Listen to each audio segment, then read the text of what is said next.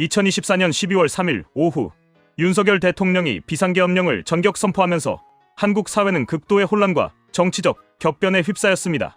이틀에 걸친 계엄 선포와 해제 과정은 헌정 질서와 군 통제 체계에 대한 심각한 의문을 제기했고, 국회에서 열린 국방위원회 전체회의에서는 이를 둘러싼 진실 규명과 책임 추궁이 이어졌습니다. 주요 논의는 계엄령 선포 배경, 계엄군 동원, 헌법 및 법적 문제, 그리고 군 지휘 체계의 문제점 등에 집중되었습니다.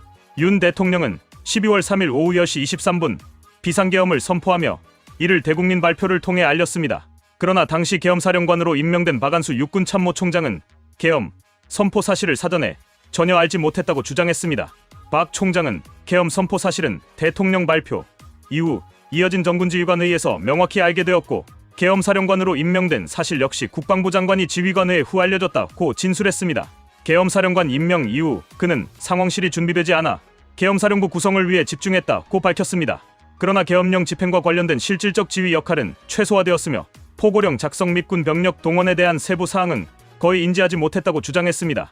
특히 국민들에게 총칼을 겨눌 생각은 추호도 없었다는 발언으로 계엄령이 초래한 사회적 불안에 대한 선을 그었습니다. 계엄 선포 이후 발표된 계엄 포고령 1호는 많은 논란을 일으켰습니다.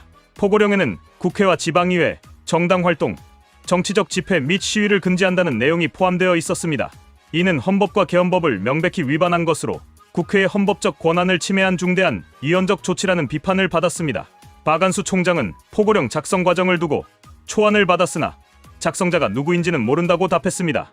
그는 법률적 검토가 필요하다는 의견을 김용현 국방부 장관에게 제시했지만 장관이 이미 검토가 끝났다고 해서 발표하게 됐다고 설명했습니다. 이에 더불어민주당 의원들은 헌법과 법률 위반이 명백한 내용을 계엄사령관 명의로 발표한 것은 내란죄에 해당할 수 있다 강하게 비판했습니다.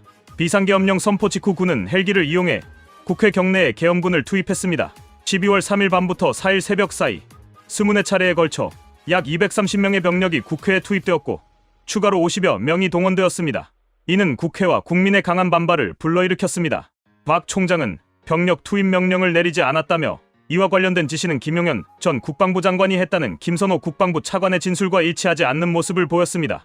병력 투입 과정에서 실탄 지급 여부에 대한 논란도 이어졌습니다.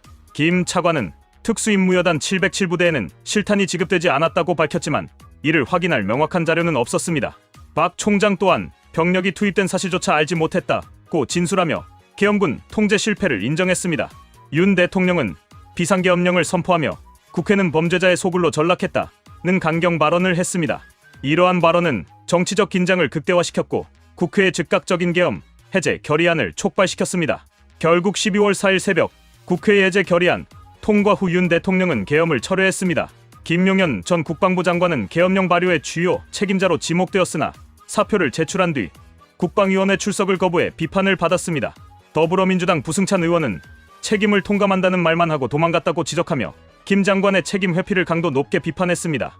계엄령 실행 과정에서 군 내부는 심각한 혼란에 빠졌습니다. 박 총장은 계획과 대비 없이 급작스럽게 계엄이 선포되며 혼란스러운 분위기가 있었다고 밝혔습니다.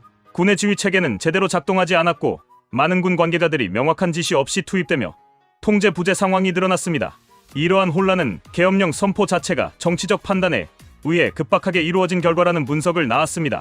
더불어 군 내부에서 계엄령에 대한 강한 반발 기류가 감지되었고 이는 일부 병력의 소극적 대응과 실행력 저하로 이어졌습니다. 계엄 선포 이후 국민들은 즉각적으로 반발했습니다. 국회 앞에 모인 시민들은 계엄군의 진입을 막아섰고 일부는 계엄군의 총구를 손으로 막으며 물리적 저항을 시도했습니다. 이는 비상계엄령이 국민의 기본권을 침해할 수 있다는 우려를 고조시켰습니다. 계엄 해제 이후 시민사회의 분노는 정치적 책임 추궁과 제도 개혁 요구로 이어지고 있습니다. 이번 계엄 사태는 윤석열 정부에 심각한 정치적 타격을 입혔습니다. 국회는 계엄령 선포 및 집행 과정을 철저히 조사하고 관련자들에게 법적 책임을 물을 계획입니다.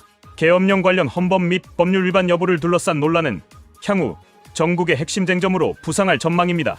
윤석열 대통령과 김용현 전 장관을 포함한 책임자들의 법적, 정치적 책임을 묻는 과정은 정권의 정당성에 심각한 타격을 줄 가능성이 큽니다. 또한 이번 사건은 군 통제 시스템과 민주적 통치의 균형을 다시 검토해야 할 필요성을 강조하며 한국 사회 전반에 걸친 논쟁을 촉발할 것으로 보입니다. 이와 같은 후폭풍 속에서 윤석열 정부가 어떻게 대응할지, 그리고 이번 계엄 사태가 한국의 민주주의와 정치 문화에 어떤 영향을 미칠지에 대한 관심이 집중되고 있습니다.